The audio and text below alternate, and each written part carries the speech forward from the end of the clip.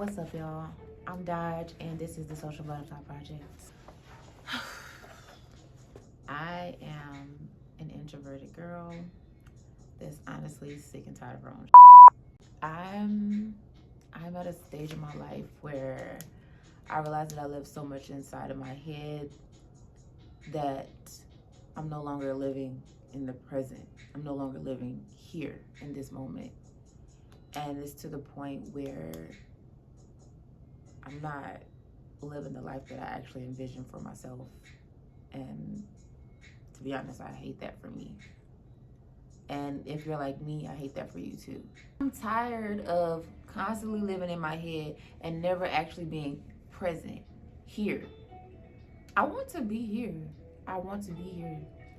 Social anxiety is a bitch, okay? Social anxiety is a bitch. Can you cuss on YouTube? I don't know. What is social anxiety?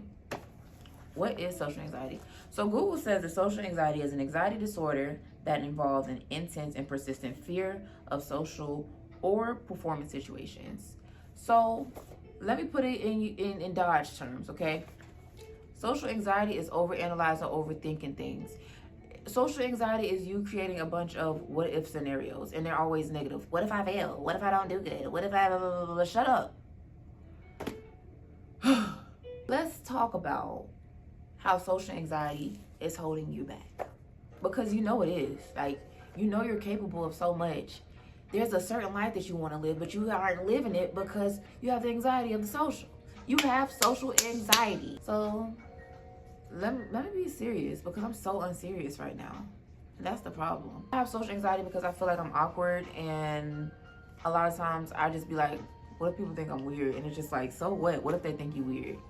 Like, I'm getting to that point in my life where just like, being weird is okay. Being weird is fine. Yeah, that's cool. But social anxiety holds you back in so many different ways. Like, it holds you back in your career. You miss out on so many opportunities because you're stuck in your head.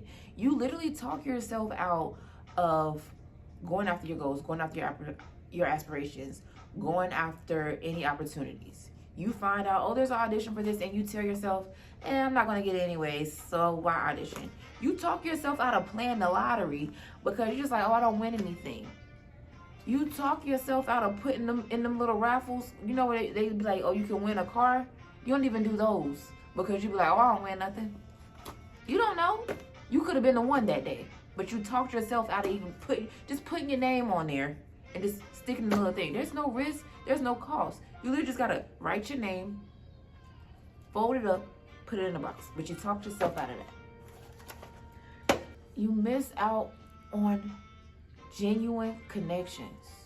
You miss out on good relationships. You may meet some people, but you fail to actually make sure that you maintain that connection. You may get invited to some things, you may reject a few invitations, and now they don't even know you exist anymore. And now you're just sitting here thinking, dang, what happened to so and so and so and so? She was so cool. You were the problem. You stopped accepting her invitations. So she stopped inviting you. Why do we do that? Why? Can you stop doing that? Seriously. There have been so many great connections that I've made with people, and I have failed to maintain those connections because, once again, in my head, I have convinced myself that I am a burden and that no one wants to talk to me. Why? I really don't know why. I'm pretty sure I could probably unpack that in therapy or something, but that's not what we're here for today, so we won't do that. Social anxiety is also holding you back from your personal growth because we have these self-limiting beliefs, all this self-doubt and negative talk inside of our heads. We have subconsciously become complacent, and we refuse to take action on anything that we want to do. We've gotten extremely comfortable because being comfortable is a lot more safe, less risky. We don't risk the chance of rejection or anything humiliating. So not putting ourselves in uncomfortable positions causes us to stay complacent. that thing they say about lobsters? Something. Google it. Look it up. Be a lobster. Get uncomfortable. The life that you envision for yourself. Do you think that listening to that nagging, negative voice in your head is going to actually get you to the life that you have envisioned for yourself? Like, literally, let's take a moment. Think about that life. Let's take 5 seconds.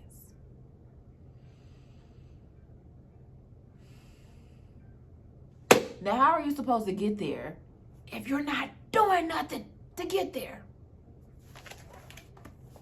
Jesus Christ. Social anxiety is crippling. Seriously, it really is.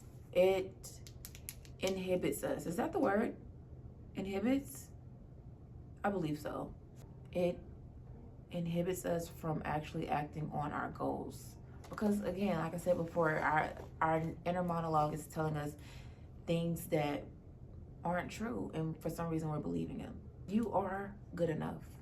You are deserving, and you will have the life that you truly desire. When it comes to social anxiety, you have to realize that it is fear. We are afraid of something. We are allowing the fear of judgment, the fear of humiliation to run our lives. And really, the fear of these things are really just fuel to continue the cycle of social anxiety. We're constantly thinking, what if I fail? What if I don't do good? What if I get rejected? What if I'm humiliated? And the problem is, what if scenarios aren't even a bad thing? It's just the fact that we have these what if scenarios in a negative light. If we flip the table, no, it's not flip the table, turn the table, flip the script. See, I'm overthinking. Stop. If we flip the script and we start viewing these what if scenarios in a positive light, instead of thinking, what if I fail, start thinking, what if I succeed? When you think, what if I get rejected? Well, what if I shoot my shot and this person actually like me back? That could be a beautiful thing. I mean, I ain't never had that happen to me before. I'm trying to see what that be like, but it might happen for you. Really what it boils down to, we have to reprogram our brains. That is the only way that we will help to silence that negative self-talk in our head. So these are a few of the tools and resources that I use that have been helping me to overcome my social anxiety. The first one being podcasts and audibles. Podcasts and audibles have honestly been a driving force in my journey. I feel like what you consume, you know how people say you are what you eat? It's not always just about what you actually digest. We are consumers. So that also relates to the type of music we listen to, the type of shows we watch. So here lately, I've been listening to podcasts and listening to audibles because as much as I would like to read, I really don't have the time to read. I just read a book that was supposed to take 24 hours to read, and it was going to take me 5 years to read in 24 hours. But because I keep my headphones on at work, I was able to knock that book out in 3 days. One of my favorite podcasts of all time is For the Healthy Host with Reed Turner and Sunset Tim. Now, don't let the name fool you. The name is actually what drew me in. I was like, what is this? And it's really about mental health and wellness. They talk about some real shit that I just feel like people really need to hear, especially people in the Black community. Some of the audiobooks that I have been listening to, I am currently listening to the 48 Laws of Power by Robert Greene. Now, although I listen to audibles, the second tool that I use are also books. Now, I don't really have much time to read, but books are still important. So I have a library card. I go to the library pretty regularly and I check out books. I'm not gonna lie, sometimes I don't finish them, but if I don't finish them, I look for them on Audible and then I finish them from there. Some of the books I recommend reading, I actually would drop a list in the description because thinking of everything off the top of the dome is not the best way to do this. The third tool I use are apps. So there are a few apps that I use for our mental health, but since we're specifically talking about social anxiety, the app that I recommend is I Am. It's really popular, so I'm pretty sure most of you are aware of it, but just in case you aren't, the I Am app, it provides you with affirmations throughout the day. And when I tell you, sometimes these affirmations be right on time, because I remember it was one day I was stressing about some bills, and then I received an alert. It was like divine intervention, and it said, everything that I need is provided to me at the right place in the right time. And when I read that, I felt so calm. I didn't care about them bills. It was fuck them at that point. Now, the fourth thing that has helped me with overcoming social anxiety has been my appearance. Now, I know as people that are trying to get outside of themselves and not be so self-conscious, this may sound counterproductive, but hear me out. I realized that I was rejecting a lot of invitations and becoming a recluse because I was never ready. You have to stay ready so that you don't have to get ready. And getting ready is overwhelming for me. I have to think about my hair. I have to think about what I'm going to wear. It's just too much. Changing up my appearance has helped me so much with my confidence. I realized me not liking my reflection in the mirror was also part of the reason why I didn't feel comfortable striking a conversation with someone. That doesn't necessarily mean you have to like pretend to be something that you're not. I feel like how I look right now is who I am, but I was in the house looking like, although I didn't feel like I looked ugly, but I didn't feel like I was ready to socialize. I felt like I was hiding myself from the world, and I no longer want to hide myself from the world. I deserve to take up space, and that's exactly what I plan to do. If you're someone that constantly declines invitations because you don't like your appearance, or you feel like you don't look the part, or you're not ready for this, just make some changes in your appearance. Get your hair done. I don't know, whatever you have to do to boost your confidence, do that. For me, this is what it was, but that might not be what you need to do, but that's what I need to do. I just want to remind you that you are not alone in this journey. I promise there are so many people out there just like you going through the same exact thing. I want y'all to share y'all journey. I want you to share some of the tips that you may use to overcome your social anxiety. I also want to challenge y'all.